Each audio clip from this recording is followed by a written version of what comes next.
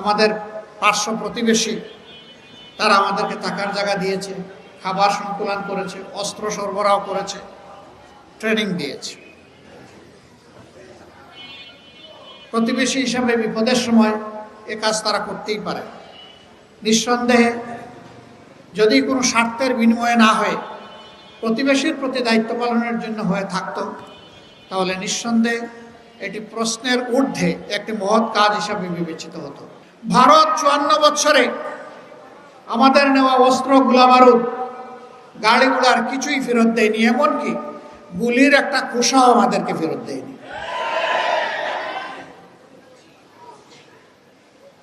স্বাধীনতা বা মুক্তিযুদ্ধের সময় তারা আমাদের যে সহযোগিতা করেছিল, এক ট্রিপেই সব তারা উসল করে নিয়ে গেল। এরপরের ইতিহাস আরো করুন। ছোট্ট এই দেশটি থেকে যুদ্ধ বিধ্বস্ত এই দেশটির খাদ্য গুদাম ও তারা লুটতরাজ শুরু করল। 9ম সেক্টরের কমান্ডার ছিলেন মেজর জলিল। যশোরে তখন তিনি দায়িত্ব পালন করছেন। তিনি তার সঙ্গী ফোর্স নিয়ে রাস্তায় শুয়ে গেলেন, বললেন, দেশ এই জন্য বুক চিতিয়ে যুদ্ধ করে স্বাধীন করেনি, পাশের দেশ আমার দেশের খাদ্য গুদাম লুণ্ঠন করে নিয়ে যাবে, আমার বুকের উপর দিয়ে নিতে হবে, তাদেরকে আমি রাস্তা দেব না। 18 ঘন্টা তিনি সঙ্গী সেনাবাহিনীকে সাথে নিয়ে এইভাবে রাস্তার উপরেই ছিলেন। নিহতের পরিহাস, তাকে রাস্তা থেকে তুলে এনে জেলবন্দি করা হলো। যিনি 9 মাস বুক চিতিয়ে যুদ্ধ করলেন, দেশপ্রেমের খেসারত হিসাবে তাকে এখন জেলে ঢুকতে হলো। জাতির কপালে এক এক করে এইভাবেই দুর্ভোগ নেমে এসেছিল। এরপরে কি হয়েছে, কি হচ্ছে আপনারা সব দেখেছেন। শেখ মুজিবুর রহমান সাহেব বিপুল জনপ্রিয়তা নিয়ে 1972-এর 10 জানুয়ারি দেশে ফিরেছিলেন। ক্ষমতাবার হাতে নিলেন, দেশ শাসন শুরু করলেন, কিন্তু 4টা বছরও তিনি শাসন করতে পারলেন না। তার দলের লোকেরা অপরাধে এতটাই জড়িয়ে গেল, তিনি তার লোকদের দিকে লক্ষ্য করে বলেছিলেন, স্বাধীন হলে সকল দেশের নেতারা পায় সোনার খনি, আমি পেয়েছি চুরের খনি। আক্ষেপ করে বলেছিলেন, কারে দিয়ে দেশ গড়ব, ডাইনে তাকাই, বামে তাকাই, সামনে তাকাই, পিছনে তাকাই, সব দিকে শুধু চুরের চেহারা দেখতে পাই। তার মনের কষ্ট থেকে এই কথাগুলো সেদিন তিনি বলেছিলেন।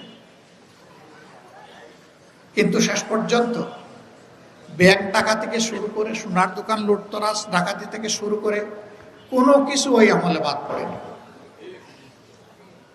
অসংখ্য মানুষকে বিনা বিচারে হত্যা করা হয়েছে।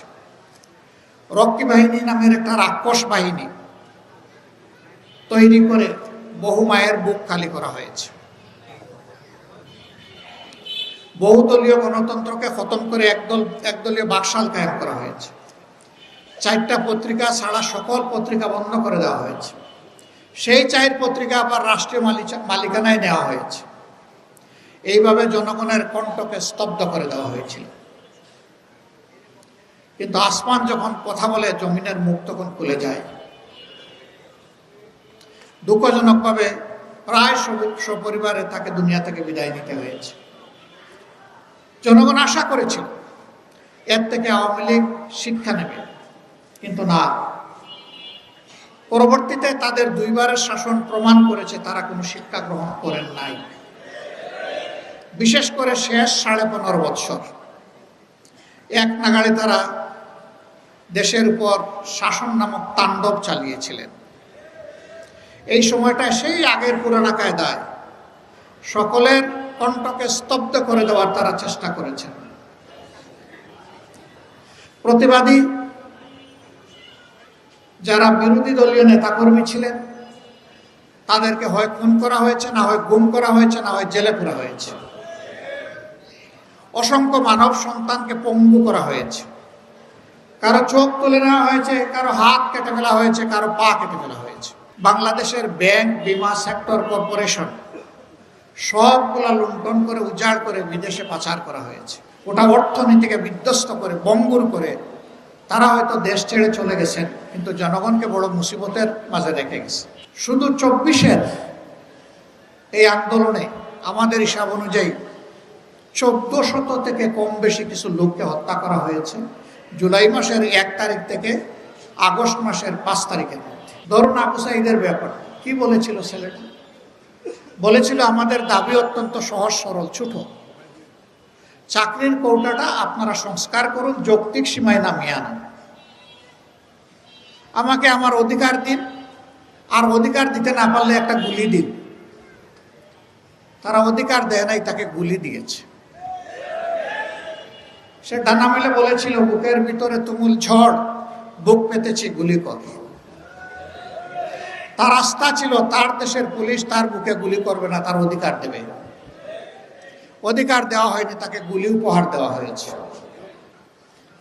সেই গুলিতে লুটিয়ে পড়ার পরেও তার লাশ নিয়ে রাজনীতি করা হয়েছে। আল্লাহর বিচার, রাখে আল্লাহ মারেকে, ধরে আল্লাহ ছাড়েকে। রাজপথে গুলি করে তারা শান্ত হননি, ক্ষান্ত হননি, আকাশ থেকে গুলি করে পাকের মতো মানুষ মেরেছে। 15.5 বছরে আমরা বড় মজলুম সংগঠন ছিলাম।